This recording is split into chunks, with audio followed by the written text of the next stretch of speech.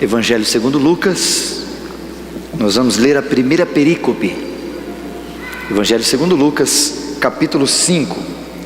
A primeira perícope desse capítulo 5, onde nós temos como tema dessa palavra, desse contexto, a pesca maravilhosa. Livro do Evangelho segundo Lucas, capítulo 5, a partir do versículo de número 1.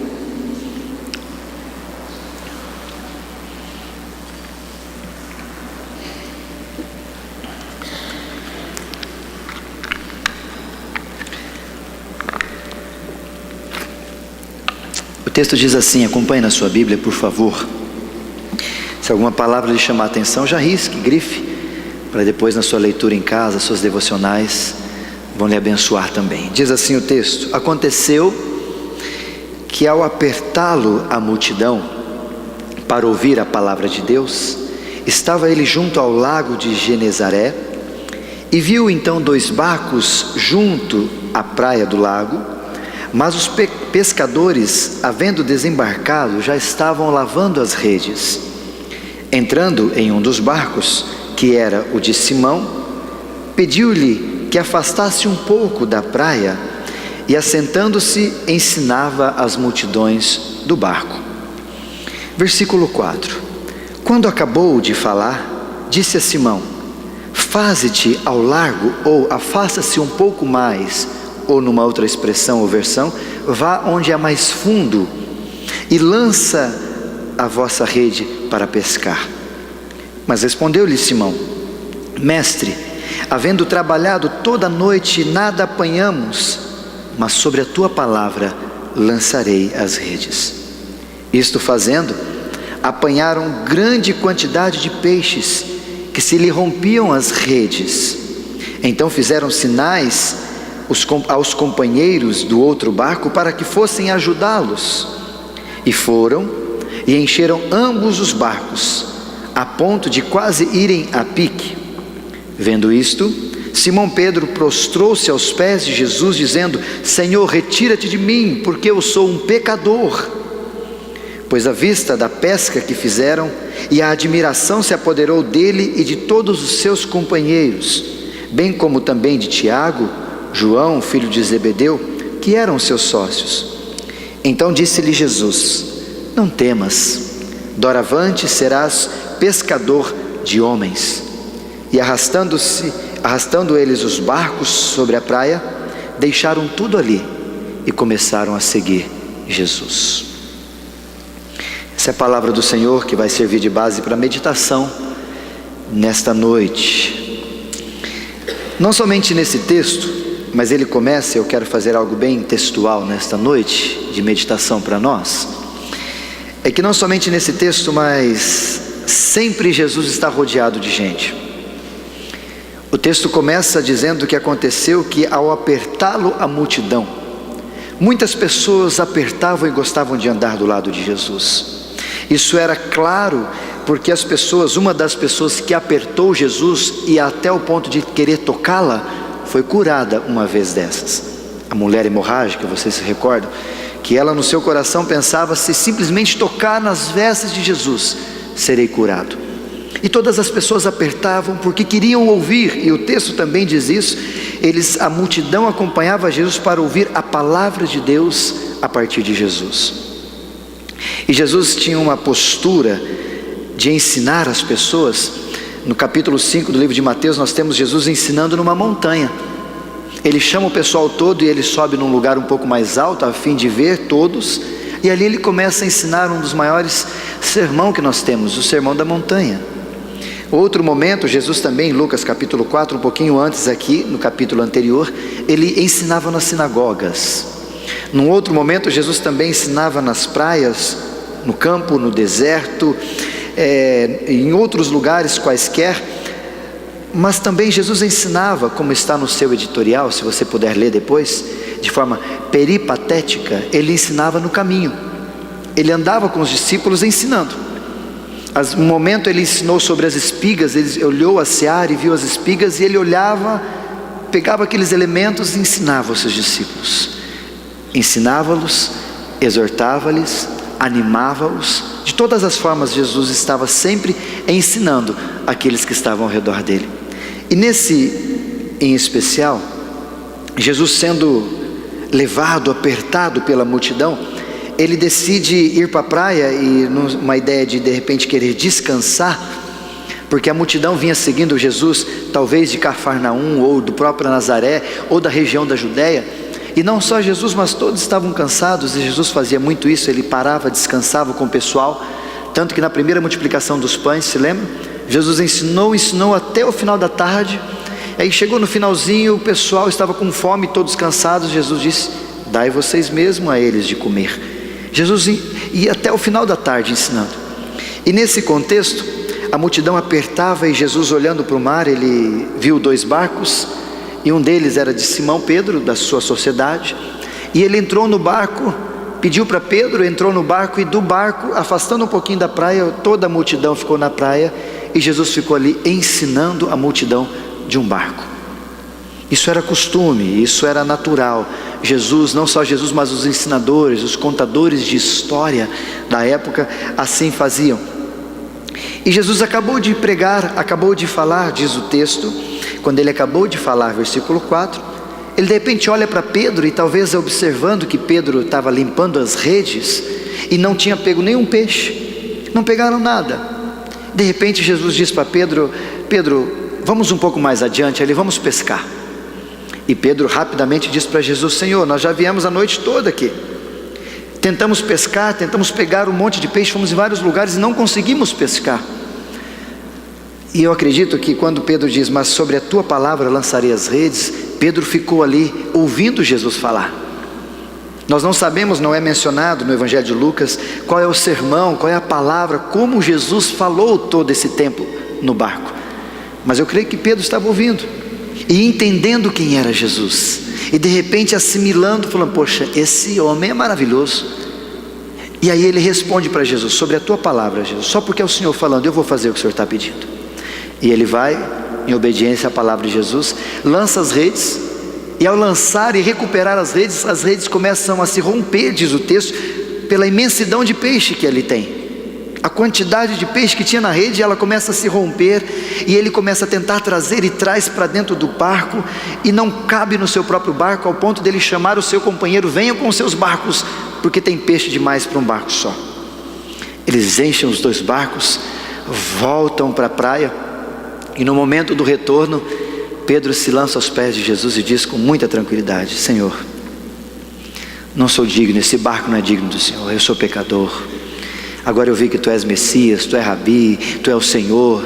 E ele começa a dizer palavras maravilhosas a despeito de quem Deus era, pelo milagre que acabou de ver. Doravante, diz o texto, Jesus diz para ele: não temas, não fique admirado, fica tranquilo. A partir de hoje vocês vão ser pescadores de homens. E em especial, o versículo de número 11, arrastaram os barcos para a praia, deixaram tudo ali e foram seguir Jesus. Olha que texto, olha que passagem interessante. Eu sou apaixonado por ela, e eu queria desenvolver uma linha de raciocínio com os irmãos nessa noite, até porque eu já preguei sobre a pesca maravilhosa, a quantidade de peixes que Jesus traz. Já preguei nesse texto também sobre o chamado dos primeiros discípulos, como Jesus chamou, como começou o chamamento de Deus. Mas hoje eu queria lhe chamar a atenção para uma linha, e talvez poderíamos chamar a nossa mensagem de alcançando a bênção de Deus, ou talvez como alcançar a bênção de Deus. Até porque todo mundo hoje corre atrás disso. As igrejas hoje colocam placas nas suas igrejas, colocam faixas outdoor dizendo que vai ter bênção, venha procurar a sua bênção, bênção, bênção. E parece que nós, nesse momento que estamos vivendo, nesse tempo contemporâneo, queremos bênção de Deus. E quem não quer uma bênção? Quem não quer uma bênção de Deus, não é? Seja bem honesto. Todos nós desejamos, todos nós ansiamos, oramos e pedimos para que o Senhor nos abençoe de alguma forma, quer seja bênção espiritual, quer seja uma bênção material, quer seja uma bênção de qualquer espécie. Nós desejamos, e é legítimo você desejar assim. Mas esse texto vai nos ensinar alguns caminhos que a gente precisa trilhar para alcançar a bênção de Deus, e alguns caminhos que talvez quebra alguns paradigmas, alguns dogmas que nós estamos acostumados. E eu queria lhe trazer a pensar. Nesse texto em especial, a pesca maravilhosa foi a maior bênção que alguém poderia ter. No caso de Pedro. Imagina para um pescador, Alex, qual seria a melhor alegria de um pescador, a maior alegria de um pescador? Pescar uma grande quantidade de peixe. É sair à noite e voltar no outro dia feliz porque o barco está quase a pique de tanto peixe que eles pegaram. Eu gosto muito de peixe. E quando eu morei em Cuiabá em 96, nesse tempo, eu estava pescando no rio Cuiabá. Para quem conhece Cuiabá sabe como é que é gostoso pescar lá, né? E lá você pesca peixe de verdade. Aqui a gente pesca uns peixinhos assim, né? Lá é peixe de verdade. E eu estava num barranco, pescando uns peixinhos, peguei uns, eu nem lembro o nome, uns peixinhos pequenininhos assim, uns piazinhos assim, bem pequenininho, né? Pra gente é pequenininho, comprido assim, né? E pesquei uns 22 peixes, 23 e pescava, tava todo feliz. O Samurá ali estava lotado, uma benção. Quem gosta de pescar sabe disso, né? E passou um rapaz de barco no meio do rio assim, do rio Cuiabá, e eu olhando para ele assim, dava para conversar, não era tão longe que ele estava. E eu perguntei: daí, tá pegando bastante peixe? Aí ele disse: mais ou menos, peguei uns 5, 6 só. Aí eu falei: tô melhor, né? Peguei uns 20 e pouco, ele pegou 5, 6. Falei: qual peixe você pegou? Eu falei: tudo nesse tamanhozinho assim. Aí levantou um dourado desse tamanho assim, com as duas mãos assim. Eu olhei para ele assim, olhei para meu Samurá, olhei para ele, olhei para meus peixes, falei: você está mal, né? Eu estou bem. Eu que peguei bastante peixe. Mas para mim foi a melhor pescaria. Até hoje eu conto ela em todos os lugares, porque foi uma das poucas, mas as mais celebrativas para mim enquanto pescador. Depois eu não gostei mais de pescar, porque aqui na região do Paraná, onde eu morava, Londrina e Botucatu, o peixe é tudo pequenininho. Quem pesca uma vez no Mato Grosso, depois não quer pescar mais em lugar nenhum, porque os peixes são todos menores depois, né? Mas para mim era uma alegria. Eu cheguei, levei para o acampamento os peixes, cheguei lá com todos os peixes, e eu fiquei tão feliz a hora que nós cortávamos, limpávamos o peixe, e eu estava celebrando a bênção de Deus na minha vida. E para um pescador pegar bastante peixe é fundamental. E nesse caso Pedro foi abençoado por Deus. E você sabe, e eu queria lhe fazer refletir sobre isso, que Deus tem prazer em te abençoar. Isso é verdade. O livro de Salmo, capítulo 84, versículo de número 11: o Senhor é o sol, o Senhor é escudo, e o Senhor concede favor e honra, e não recusa nenhum bem àqueles que vivem com integridade. Deus não recusa, Deus não tem do que fechar as suas portas e falar: não vou abençoar. Não, Ele tem prazer em nos abençoar. O próprio livro de Deuteronômio, capítulo 15, versículo 6: pois o Senhor, o seu Deus, os abençoará conforme Ele prometeu, e vocês emprestarão a muitas nações. Deus tem prazer em abençoar a gente. Não é difícil, não é ruim. Deus tem prazer. Salmo 127, versículo 2: aos seus amados Deus abençoa enquanto eles estão fazendo o quê? Dormindo. Enquanto você até dormindo, Deus está te abençoando, porque Ele tem prazer em nos abençoar. E o próprio texto que eu gosto muito, de Malaquias, capítulo 3, versículo 10, lembram dele? Trazei todos os dízimos à casa do Senhor, para que haja mantimento na minha casa, e depois fazei prova de mim, se eu não abrir as janelas do céu e derramar sobre vós o quê? Bênçãos sem medidas. Olha o que Deus fala. Ele tem prazer em abençoar. Ele tem prazer em se alegrar olhando a gente sendo abençoado. Deus é prazeroso nisso. Mas há uma questão muito interessante que eu queria lhe incomodar. Hoje, a gente imagina que de repente Deus quer nos abençoar de algumas formas diferentes. Como por exemplo, o caminho para alcançar a bênção de Deus, talvez é assim: Isaías, eu preciso fazer uma campanha, faça a campanha dos 15 dias, que no final dessa campanha você vai ser abençoado. Aí eu vou lá, faço campanha para quê? Para ser abençoado. Ou às vezes eu falo assim: poxa, eu preciso arrumar um emprego, e ainda falo com Deus: Senhor, eu sou dizimista, eu ofertei, então o Senhor tem que me abençoar. E às vezes nós somos petulantes ao ponto de dizer: Senhor, eu estou determinando, até porque o Senhor falou que eu posso provar. Não entende nada do texto e briga com Deus. Ou talvez, às vezes, nós colocamos outros elementos para sermos abençoados. Por exemplo, vendo uma vassoura para abençoar. Já viram isso na internet? Agora tem uma nova moda, vendendo perfume de Jesus. Eu gosto muito de perfume, mas esse eu não sei se eu vou comprar não, viu? Perfume de Jesus, Nova Grife. Aí você compra perfume, você compra vassoura, você compra lencinho, você compra um monte de coisa, na expectativa de que ao comprar, adquirir isso, nós sejamos abençoados. Mas será que é esse, será que é assim o caminho que Deus quer que eu e você sejamos abençoados? Por isso eu queria lhe trazer o texto, e nós vamos aprender algumas coisas sobre esse texto. Qual é o caminho de ser abençoado? E o primeiro deles está exatamente no versículo de 1 a 3. Aconteceu que ao apertá-lo a multidão para ouvir a palavra de Deus, estava junto ao lago de Genezaré, e viu 2 barcos junto à praia do lago, mas os pecadores, havendo desembarcado, lavavam as redes. Entrando em um dos barcos, que era o de Simão, pediu-lhe que afastasse um pouco da praia, e assentando-se, ensinava do barco as multidões. Primeira coisa que eu queria que você pensasse, para a gente caminhar rumo à bênção que Deus tem para nós, é que nós precisamos entender que o relacionamento com Deus, ele precisa ser um relacionamento desinteressado. Um relacionamento desinteressado. Infelizmente, antes de entrar no texto, nós usamos Deus como meio. Estive semana passada numa igreja, e o pastor falou um pouco a respeito, não disso, mas de um outro personagem. Mas num dos momentos ele usou essa expressão de que nós às vezes usamos aí Deus como meio para alcançar as coisas, e não Deus como fim. Nós vemos a igreja e ocupamos-nos de adorar, de glorificar a Deus como um meio para eu alcançar alguma coisa, mas não como fim daquilo que eu fui criado. Qual que é o fim do homem? Fui criado para adorar a Deus e gozá-lo para sempre. Para quem é mais antigo aí sabe do catecismo. Mas nós às vezes utilizamos Deus como meio, e o nosso relacionamento com Deus não é desinteressado, pelo contrário, tem todo o interesse possível. Só que nós encontramos no texto aqui de Lucas capítulo 5, que Pedro não teve interesse nenhum com Jesus, nenhum. E esse é o caminho que a gente pode abrir as portas, Danilo, para uma bênção de Deus, é não ter interesses, é adorar a Deus por quem Ele é. Mas onde está isso no texto?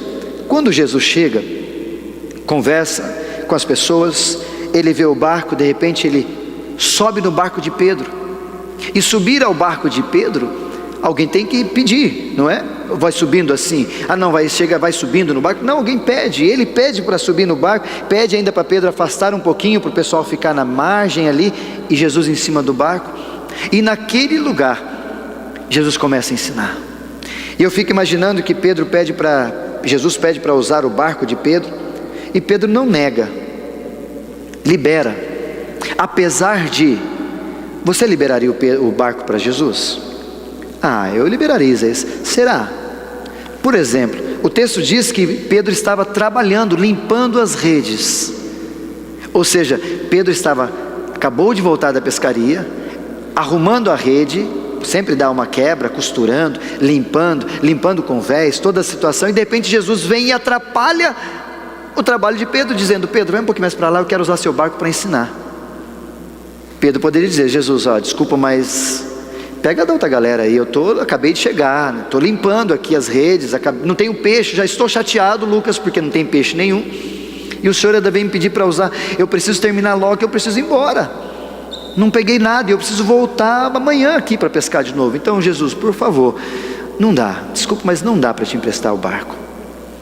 Mas não é assim que acontece. Quando ele pede o barco, simplesmente Pedro libera, apesar de estar consertando e trabalhando, libera para Jesus. E ao liberar para Jesus, ele fica apaixonado pelo que ouve de Jesus, fica encantado pelo que ouve de Jesus. E talvez no meio do caminho ali, poderia Pedro dizer para Jesus: Jesus, eu queria conversar com o senhor, eu emprestei o barco, tudo, e eu queria que o senhor, e aí, o que eu vou ganhar? Como é que vai ser?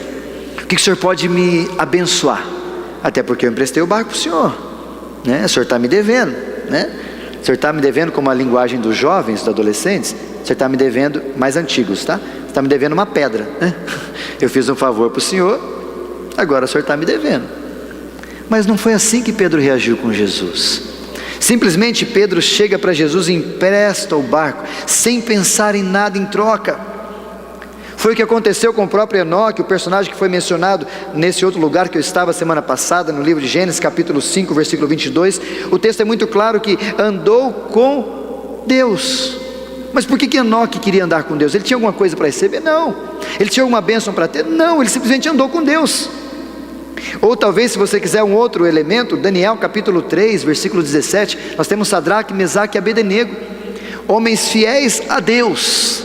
E de repente Nabucodonosor diz para eles: se vocês não se prostrarem, eu vou jogar vocês na fornalha. Mas peçam, oram para o seu Deus livrar vocês. E eles dizem uma palavra muito audaciosa: nós vamos orar, se nosso Deus é capaz de fazer, mas se Ele não quiser também não tem problema. Ou seja, eu não estou adorando, eu não vou adorar ou orar a Deus porque Ele vai me libertar da fornalha ou não. Simplesmente eu vou adorá-lo por quem Ele é. Olha que sentimento, olha que postura desses homens. Ou talvez, se você gosta do livro de Jó, nós temos Jó capítulo 1, até mesmo quando Satanás, depois de passear pela terra, chega para conversar com Deus e fala para Jó: ó, está vendo aquele rapaz Jó? Então, conhece? Então, ele só te adora, é homem íntegro, reto, temente a Deus. Mas sabe por que ele faz isso? Porque o Senhor abençoa ele. Sabe por que ele faz isso? Porque o Senhor barganha com ele, o Senhor dá e ele faz. O Senhor dá saúde e ele te adora. O Senhor dá bens, ele te adora. Então é por isso que ele te adora. Aí Deus: não é por isso, Ele me adora por quem eu sou. Então faz o seguinte, fica livre. E vocês conhecem a história de Jó até o final. Mas infelizmente, e no final, no capítulo 42, quando ele diz: bem sei que tudo podes, meu amado. O Senhor pode qualquer coisa, nenhum dos seus planos é frustrado. E ele começa a sentir, em nenhum momento ele diz: Senhor, por que o Senhor tirou tudo de mim? E ele continua adorando a Deus por quem Deus é.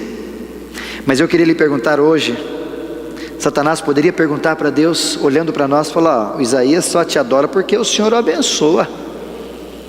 O Isaías só te adora, só está lá na igreja porque o Senhor abençoa ele com isso, com aquilo, deu uma mulher maravilhosa para ele, deu família, tem teto para morar. Ele só adora o Senhor por causa disso. O Senhor dá saúde para ele. Será que Satanás, fazendo isso hoje, o que Deus responderia para ele? Até porque nós temos presenciado no tempo presente uma situação de salvo-conduto, onde nós temos a obrigação às vezes de retornar as coisas para os outros. Por exemplo, se você deu um presente de aniversário para alguém, e no dia do seu aniversário aquela pessoa esqueceu, você não fica chateado? Ou se você ganhou um presente, você tem uma certa responsabilidade de dar um presente também, no mínimo no mesmo valor, para a pessoa que te presenteou? Seja bem honesto, não é assim que passa na nossa mente? Nós temos talvez esse salvo, ou essa ideia no coração de que a gente precisa pagar, de que a gente precisa dar e receber, de que a gente precisa fazer alguma coisa para ter. E nesse mesmo interesse, nessa mesma forma de relacionamento, interesse, nós passamos para Deus. E aí nós buscamos, nós adoramos, nós louvamos, nós vimos a igreja, nós não faltamos em compromisso, nós adoramos ao Senhor, trazemos Bíblia para a igreja, tudo na ânsia de repente, quando a gente pedir, Deus vai nos abençoar. Isso se evidencia quando nós recorremos a Deus nos momentos difíceis apenas. Já viram isso? Quando às vezes eu tenho uma prova, né? Jovens, adolescentes, tem que fazer uma prova, aí começa a orar: Senhor, minha pessoa, oh Deus, você tá... Deus é um meio para você sair bem sucedido na prova.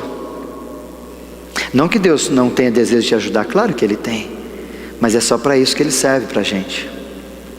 Ou talvez quando você vai fazer um exame: eu preciso fazer o exame, irmãos, eu vou orar, preciso orar, e começo a orar mais do que eu orava antes. Agora eu começo a orar, porque antes eu nem orava, mas agora, como eu tenho que fazer um exame difícil, aí eu vou orar mais. Ou talvez quando eu vou passar num concurso, arrumar um emprego,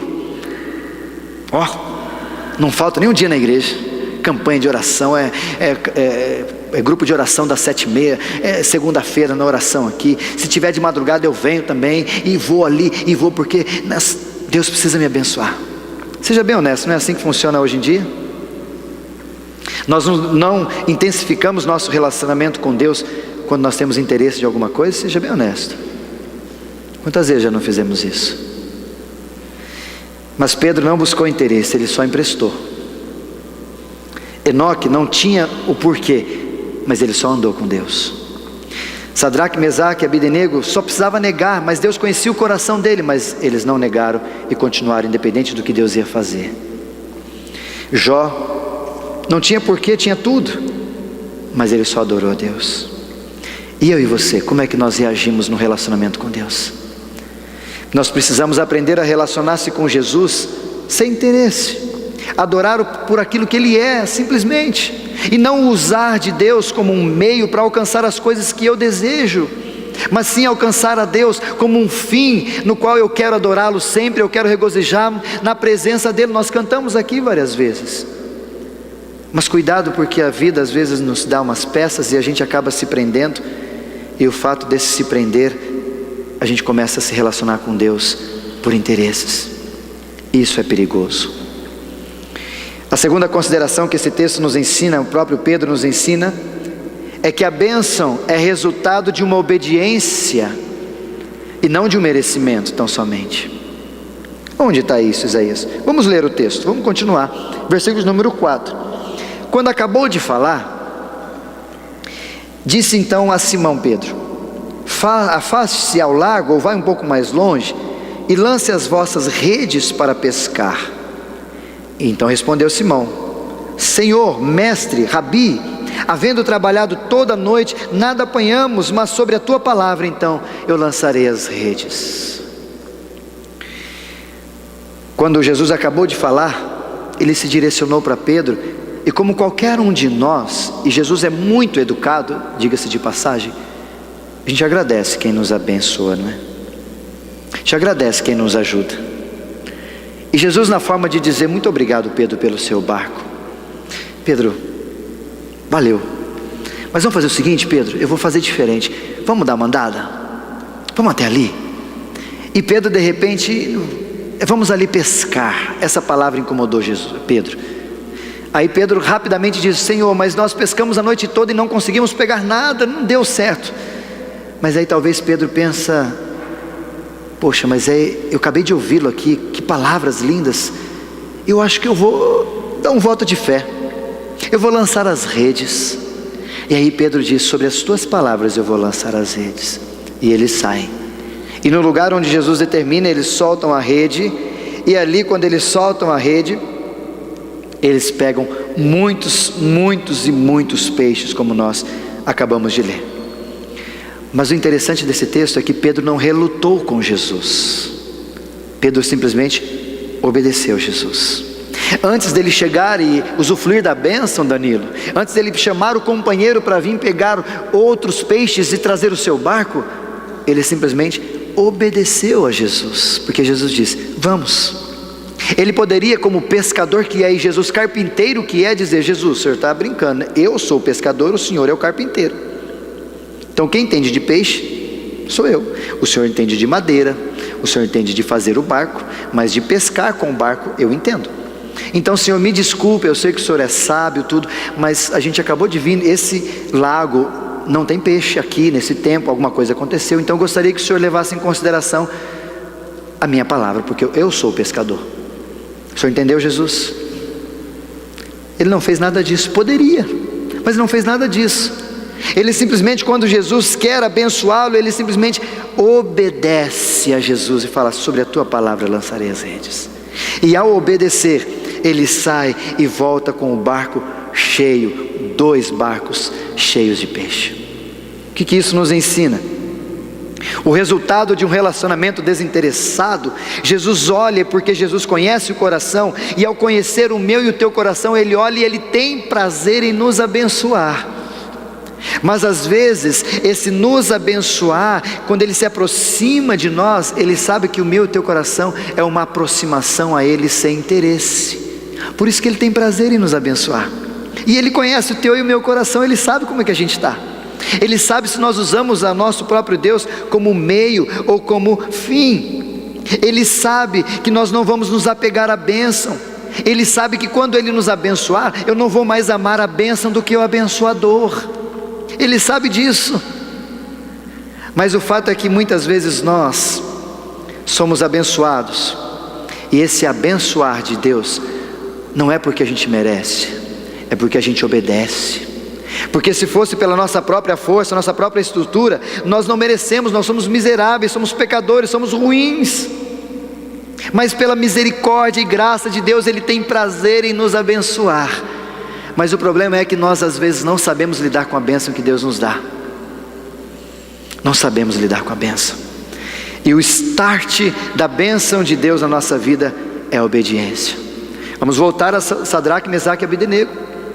A obediência deles era não se prostrar diante de outro Deus, e eles obedeceram o Deus deles, e Deus os livrou, os abençoou. Vamos voltar a Jó. Ele obedeceu, ele ficou, manteve-se fiel, e no final, lá no capítulo 42, Deus restituiu tudo em dobro para Jó, e ele já era um homem muito rico, e restituiu em dobro tudo que ele tinha, inclusive famílias. E aí às vezes nós queremos a bênção sem obedecer. Às vezes nós olhamos para Deus e só pedimos e não reagimos e não obedecemos. Como por exemplo, Senhor, abençoe meu trabalho, me abençoe com o trabalho. E quando Deus nos abençoa com o trabalho, nós não somos testemunhas dele lá no trabalho, não queremos obedecer o Senhor para que seja um campo missionário o nosso trabalho. Ou talvez quando nós pedimos, os jovens, adolescentes, Senhor, me abençoe com o namoro. E aí no namoro nós não somos bênção, não ouvimos a palavra, não vivemos segundo a vontade de Deus.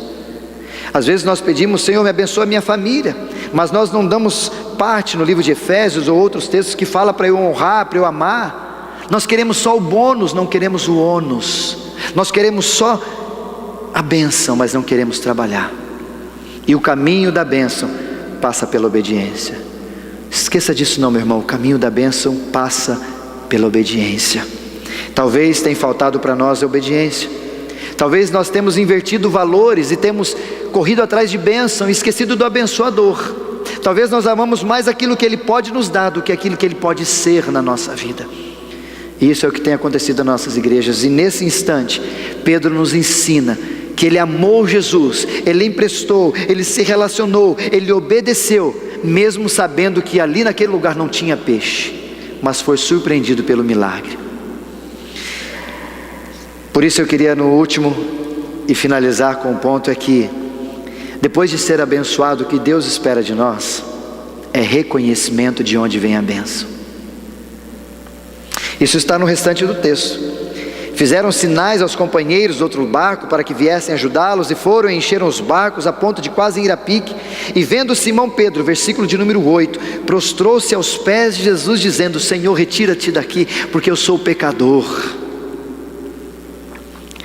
Pedro, vendo toda aquela situação, ele se prostra diante de Jesus, ele adora Jesus, ele ficou encantado, admirado, e com toda a empolgação se prostrou diante de Jesus e disse: Senhor, eu não sou digno, quem sou eu? Nunca tive uma pesca dessa, o Senhor me abençoou, me fortaleceu, olha aqui, eu tenho para tanta coisa, Senhor, isso aqui é demais. Nunca consegui encher 2 barcos em toda a minha história de pescador, Jesus.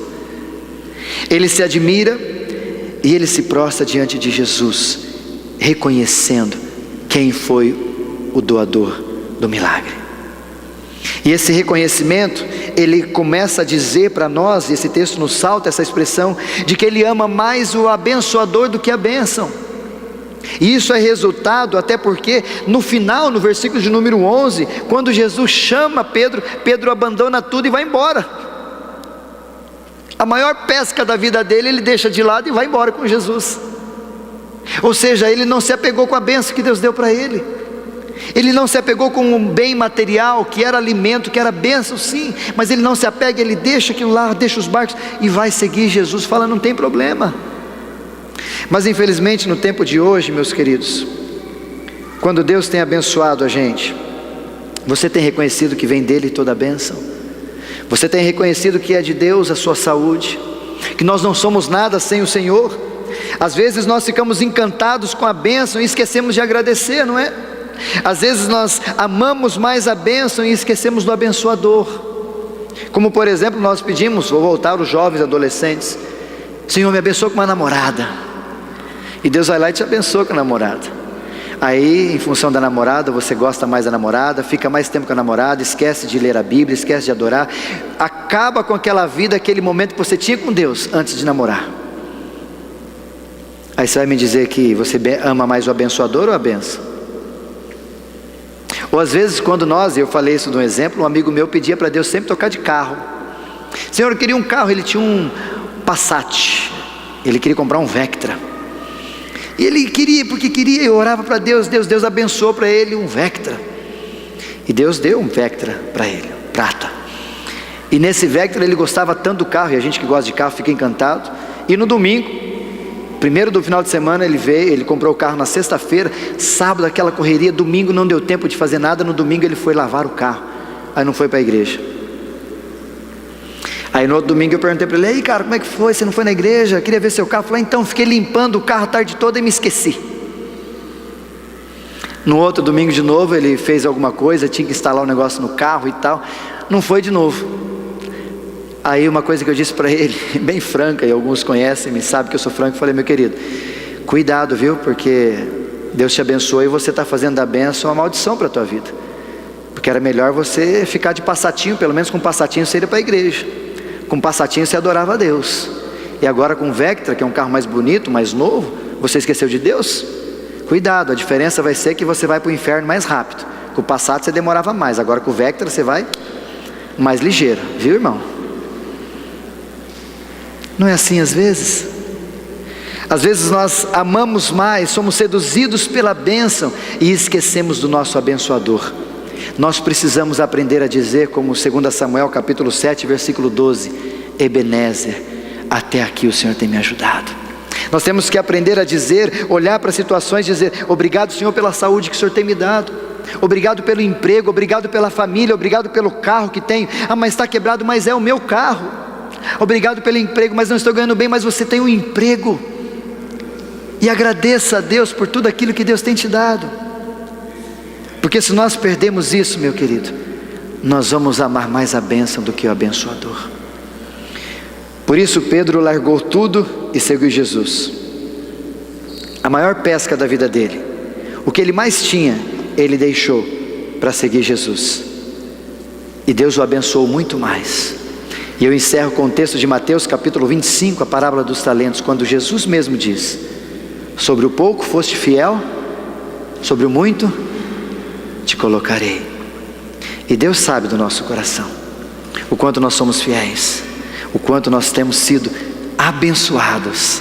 Mas mesmo embora sejamos abençoados, nós amamos muito mais, e sempre vamos amar o abençoador mais do que a própria bênção. E o lugar dele na nossa vida é maior e é em primeiro lugar do que qualquer outra coisa.